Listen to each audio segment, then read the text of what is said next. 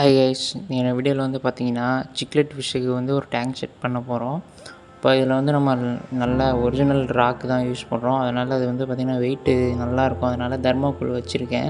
இது 5mm டேங்குங்கிறனால இந்த கல்லெல்லாம் வந்து நான் வந்து பார்த்திங்கன்னா புளியஞ்சோலை உங்கள் எல்லாருக்கும் தெரியும். அது பக்கத்தில் தான் எங்கள் ஊர். அங்கே எங்கள் அப்பா போனப்போ எடுத்துகிட்டு வர சொன்னேன், கலெக்ட் பண்ணிட்டு வந்தாங்க.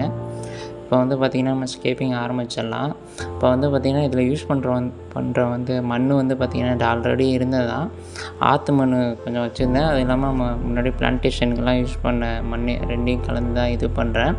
நம்ம அது வந்து அந்த தர்மாக்கோல் தெரியாத அளவு ஃபுல்லாக மூடிடுவோம். அப்போ தான் எதுவும் டிஸ்டர்பன்ஸ் மீன் பண்ணாது. நம்ம வாங்க போகிற ஃபிஷ்ஷும் வந்து சாண்டை ரொம்ப விரும்பும். அதனால தான் இப்போ நம்ம சாண்டு நிறையாவே நான் கொட்டுறேன்.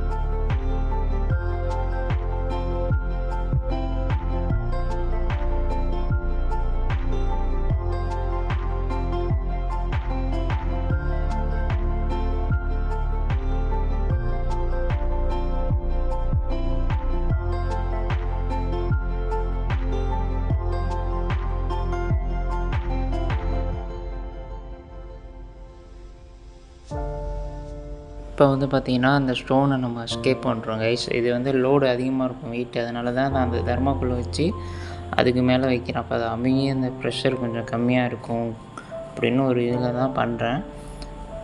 இப்போ வந்து பார்த்திங்கன்னா நமக்கு தேவையான மாரி கல்லை வந்து ஸ்கேப் பண்ணிக்கிறோம். இது இல்லாமல் நம்ம வந்து கொஞ்சம் ட்ரிஃப்ட் ரூட்டும் நம்மள்கிட்ட இருந்துச்சு. அதையும் நம்ம யூஸ் பண்ணி நமக்கு எப்படி பிடிச்ச மாரி அதை பண்ணிக்க வேண்டியதான். நான் வந்து இதுக்கப்புறம் ஸ்கேப்பிங்கெல்லாம் பண்ணி முடித்ததுக்கப்புறம் வந்து வாட்டர் ஆட் பண்ணேன்.